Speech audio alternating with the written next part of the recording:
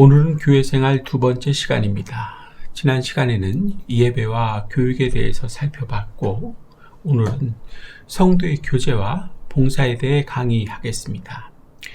특히 강의 마지막 부분에서는 교제를 꺼리고 봉사의 소극적인 이유와 그 해결책을 구체적으로 제시할 예정입니다. 사실 이러한 이유와 해결책은 예배를 드리기 싫어하고 교육을 받지 못하는 문제에도 동일하게 적용됩니다. 오늘 마지막 부분은 특별히 중요한 내용이죠. 여러분들 주의 깊게 들어주시기 바랍니다. 그럼 성도의 교제부터 시작하겠습니다. 79페이지입니다. 교제 안에서 성도의 생활 가운데 가장 아름다운 모습은 성도들 간의 교제입니다. 예수님께서는 성도들에게 화목하게 만드는 직분을 주셨습니다. 교제를 통해 서로 화목하게 되는 것, 화목하게 하는 것, 화목하게 만드는 것입니다. 고린도후서 5장 18절을 보겠습니다. 고린도후서 5장 18절. 모든 것이 하나님께로서 났으며 그가 그리스도로 말미암아 우리를 자기와 화목하게 하시고 또 우리에게 화목하게 하는 직분을 주셨으니. 그런데 여기에는 별 관심이 없지요. 어디에요? 교제를 통해서 서로가 화목하게 만들고 되는 것에입니다. 참으로 작은 것들에서부터 어긋나고 있다는 것을 깨닫게 되지요. 그래서 내가 제대로 설 수가 없는 것입니다. 안 되는 것입니다. 그래서 지금과 같은 기초적인 성경 공부가 반드시 필요한 것입니다. 기억하십시오.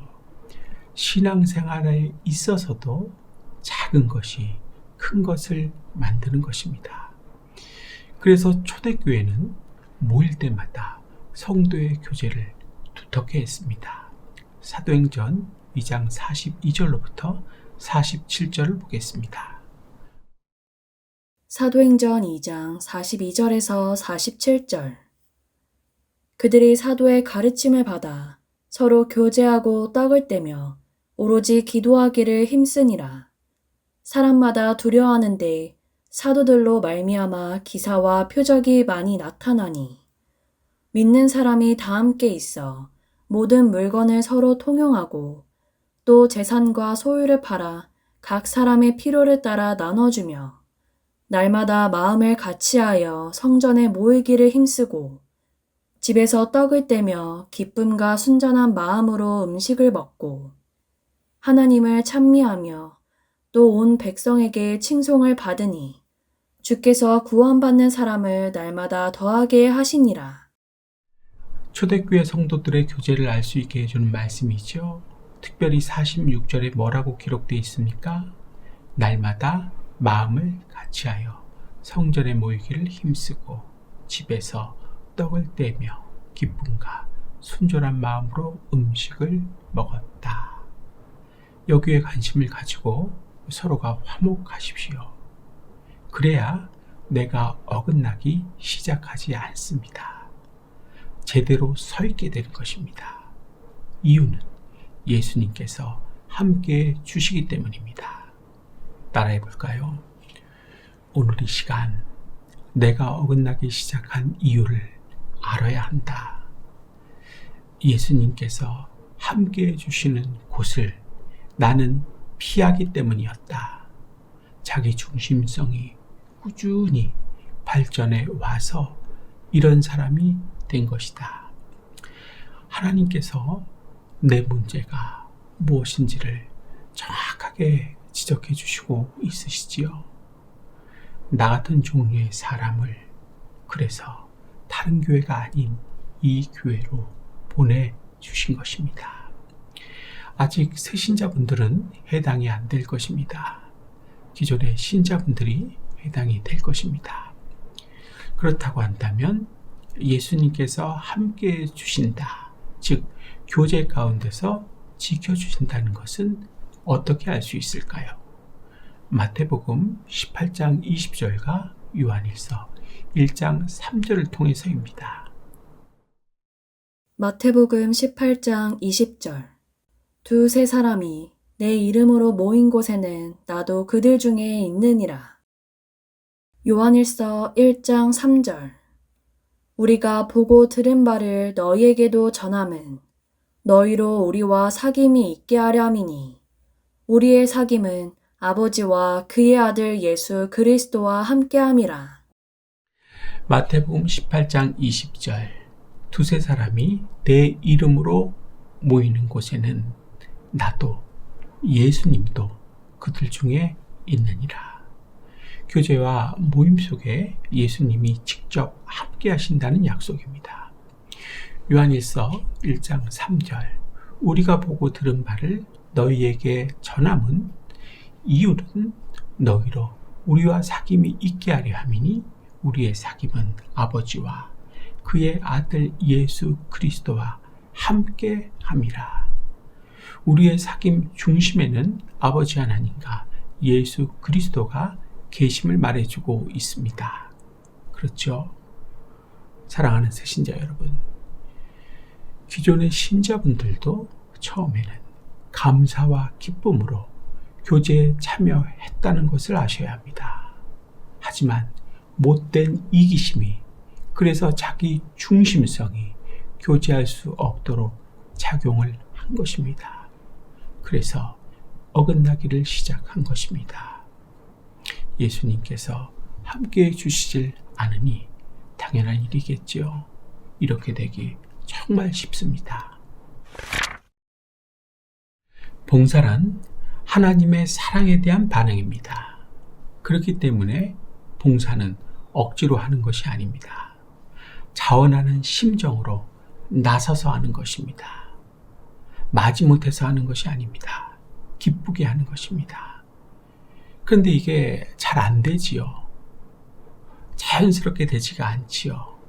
왜냐하면 사람 자체가, 나 자체가 너무나도 약아져 있고 영적으로도 병들어 있어서 이런 것입니다.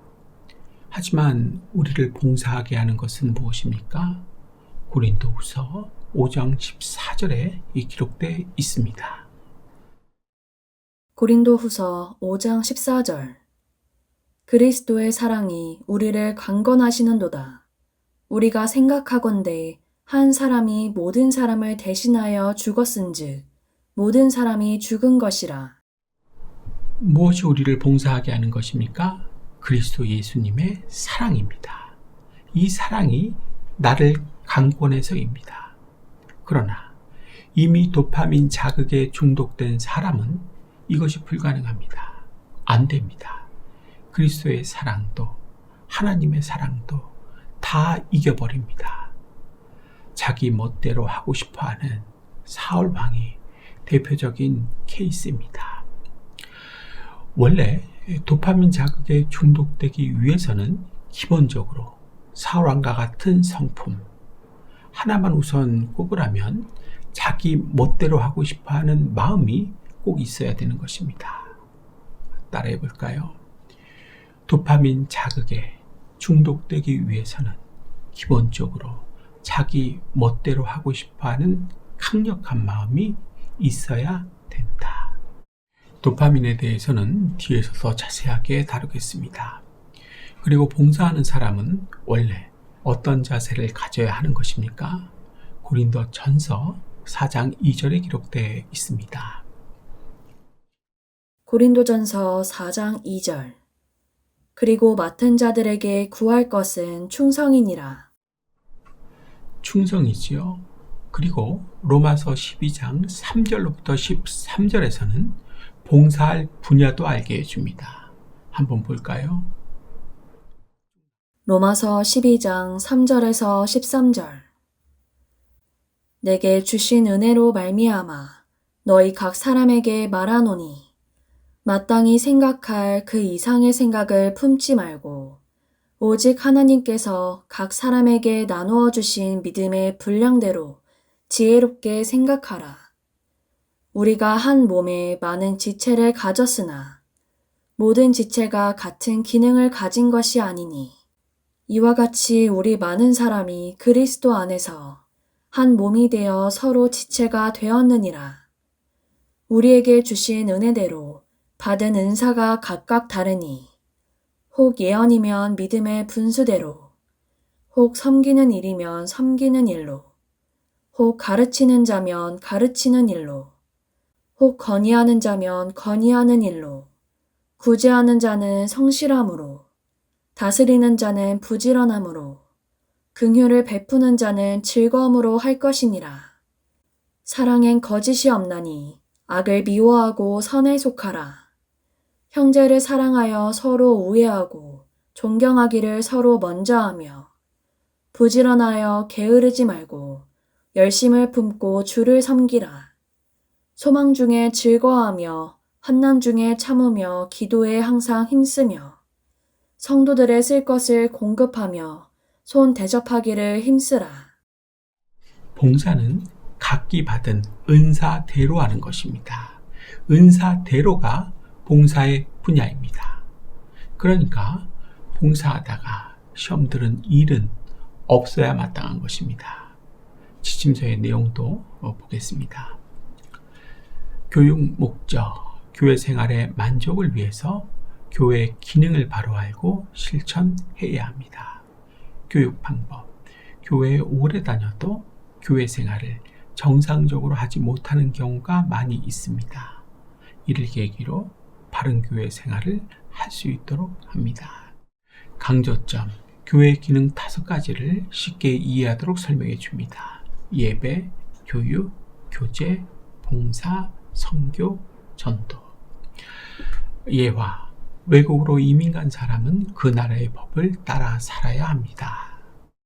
지침서의 내용들도 참 좋죠. 교재를 미리 예습하실 때는 옆에 놓고 보셨으면 좋겠습니다. 이제 주의해야 하는 내용입니다. 새신자 여러분, 그리고 기존의 신자 여러분, 다 집중해 주십시오. 교제와 봉사는 단순한 종교적 활동이 아닙니다. 교제와 봉사는 그리스도의 사랑이 우리 안에서 살아 움직이고 있다는 증거이고 증명입니다. 독일 신학자 디트리트 본 헤퍼는 나치 치하에서 목숨을 걸고 신앙을 지켰던 분입니다. 그는 나를 따르라는 그의 책에서 값싼 은혜를 경계했습니다. 값싼 은혜란 순종과 희생이 없이 받으려고 하는 은혜입니다. 십자가를 지지 않고 받으려는 은혜를 말하는 것입니다. 따라해 볼까요? 값싼 은혜란 손해와 노력 없이 받으려는 은혜다. 뻔뻔한 사람이 이런 생각을 한다. 성화가 싫고 교회 못 다닌다. 진정한 교제와 봉사는 이런 값싼 은혜가 아닌 값비싼 은혜의 응답입니다. 심리학적으로도 그렇습니다. 인본주의 심리학의 아버지라고 불리는 에브라함 매슬로는 인간의 욕구에는 단계가 있다고 했습니다. 생리적 욕구, 안전의 욕구, 소속감의 욕구, 자존감의 욕구를 넘어서 최고 단계는 자아 실현입니다. 그런데 매슬로는 말년에 자아 실현조차 넘어선 자기 초월의 단계가 있다고 했습니다. 자기만을 위해 살면 한계가 있지만 타인을 위해 살 때 진정한 성취감, 행복을 느낀다는 것입니다. 교제와 봉사가 바로 그렇게 되는 길입니다. 철학적으로도 그렇습니다. 실존주의 철학의 창시자 쉐렌 키에로케고르는 사랑에 대해 깊이 연구했습니다. 그는 그의 책 사랑의 행위에서 진정한 사랑은 단순한 감정이 아니라 구체적인 행위로 나타난다고 가르쳤습니다. 우리가 교제하고 봉사할 때 사랑은 수상적인 개념이 아니라 현실이 됩니다. 문학의 세계에서도 마찬가지입니다. 러시아의 대문호 레오 톨스토이는 인간의 행복에 대해 깊이 사색했습니다. 그는 자기중심적 삶의 허무함과 타인을 섬기는 삶의 의미를 작품을 통해 보여주었습니다. 성경은 더 분명히 말씀합니다. 마태복음 18장 20절 두세 사람이 내 이름으로 모인 곳에는 나도 그들 중에 있느니라. 요한일서 1장 3절 우리의 사귐은 아버지와 그의 아들 예수 그리스도와 함께함이라. 고린도전서 4장 2절 맡은 자들에게 구할 것은 충성이니라. 사랑하는 여러분, 교제는 주님과 함께하는 자리입니다. 봉사는 주님의 사랑이 내 안에 들어 있는지 없는지를 알 수 있게 되는 방법입니다. 그러나 오늘 우리의 현실은 어떻습니까? 사람들은 즉각적 만족에 중독되어서 순간적인 즐거움과 편안함만을 추구합니다. 스마트폰, 유튜브, 게임, 쾌락적 소비에 빠져서 삽니다. 누가 뭐래도 듣지를 않습니다. 뇌과학자들이 말하는 도파민 중독 상태가 된 것입니다. 그래서 감정에 지배받는 삶을 24시간 피곤하게 살고 있는 것입니다. 따라해 볼까요?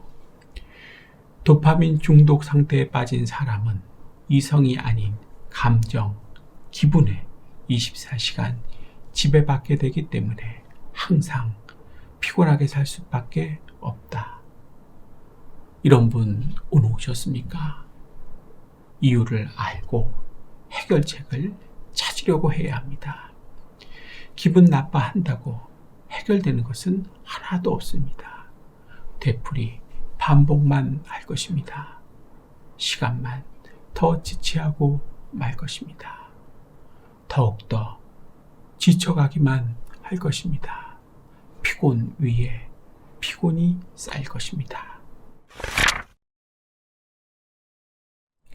교육, 심리치료, 사회제도, 설계 등 다양한 분야에 큰 영향을 끼친 B.F. 스키너의 연구에 따르면 인간은 작은 보상에 반복적으로 노출될 때 스스로 중독의 굴레를 만든다고 합니다. 지금 내 모습이, 우리의 모습이 정확히 이렇습니다. 그래서 교제와 봉사는 시간을 뺏는 일처럼 보입니다. 안 해도 되는 일이라고 확신을 합니다. 그러나 이것은 내 영혼이 서서히 무너져가고 있다는 신호입니다. 이제 강의를 모두 마치겠습니다. 성경은 이미 경고했습니다.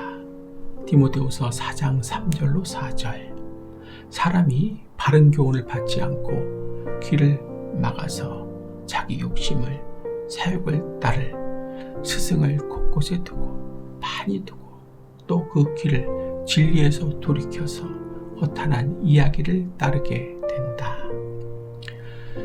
지금 우리가 교제와 봉사를 하지 않아도 된다는 잘못된 확신을 붙들고 있는 것, 이것이 바로 영혼을 마비시키는 독입니다. 결국에 자기 사욕과 허탄한 이야기를 따르다가 이렇게 되어버린 것입니다. 더 두려운 것은 그 심각성을 전혀 깨닫지 못한다는 사실입니다. 자기 멋대로 하고 싶어하는 강한 욕망과 편하고 좋은 것만 추구하려는 그 인격 때문에 누워서 휴대폰만 보는 것과 같은 도파민 중독에 빠져버린 것입니다. 그 결과 뇌의 감정 중추가 이 순간에도 과도하게 활성화되어서 지금 느끼게 되는 기분 나쁨에 의해 집에 가서도 하나님과 점점 멀어지고 교제와 봉사는 물론이고 지난 시간에 다룬 예배조차 더 매번 실패하는 삶을 반복하게 되는 것입니다. 결국 이런 상태에서는 신앙교육 전반이 무너지고 어떠한 교육조차 불가능한 사람이 되어버립니다. 그래서 하나님께서 버리시는 것입니다. 이유가 아주 분명하지요. 명심하십시오. 첫째가 예배입니다. 예배에 실패하는 사람은 더 볼 것도 없습니다. 교육, 교제, 봉사는 물론이고 경건의 생활이고 뭐고 다 무너집니다. 인생 망합니다. 예배에 실패하는 사람이 어떻게 인생에 성공할 수 있겠습니까? 상식이죠. 정확하게 해야 합니다. 우리 큰 소리로 따라해 볼까요? 예배에 실패하는 사람은 인생에도 실패한다. 당연히 할 수밖에 없다. 예배의 실패는 자신의 인생을 스스로 망하게 하는 가장 빠른 길입니다. 지름길입니다. 나도 모르게 파멸해가는 이유, 내가 아무것도 못하는 이유, 내가 무엇을 해도 안 되는 이유가 바로 여기에 있는 것입니다. 그렇기 때문에 우리는 항상 초대교회를 바라봐야 합니다. 목표와 기준을 정해야 한다는 것입니다. 새신자분들은 이렇게만 해도 될 것입니다. 성령님께서 도와주실 것입니다. 하지만 기존 신자분들 중에서 도파민 중독이 되어 있으신 분들은 성령님께서도 포기하실 것입니다. 단적인 해결책으로는 42.19km 마라톤 풀코스를 하루 10번씩 반복해야 한다는 정신으로 살아야 합니다. 내리막이 아닌 오르막을 계속 올라야 산다는 생각으로 그렇게 살아야 합니다. 하기 싫은 것을 억지로라도 깊이 읽고 나는 꼭 해야 한다는 마음으로 살아야 해결됩니다. 성령님이 도와주셔서 도파민 중독에서 헤쳐나올 수 있습니다. 예배에서 성공하고 인생에서 성공하고 교육도 받을 수 있고 교제와 봉사도 할 수 있게 되는 것입니다. 성령님의 은혜를 받는 방법, 하나님의 은혜를 받는 방법, 내가 받을 수 있도록 나 자신을 쳐서 복종시키는 것입니다. 이렇게 하는 사람이 은혜를 받는 것입니다. 지금 신경질이 나야 할까 말까 하는 사람이 아닙니다. 이제는 사는 방식을 확실하게 바꾸십시오.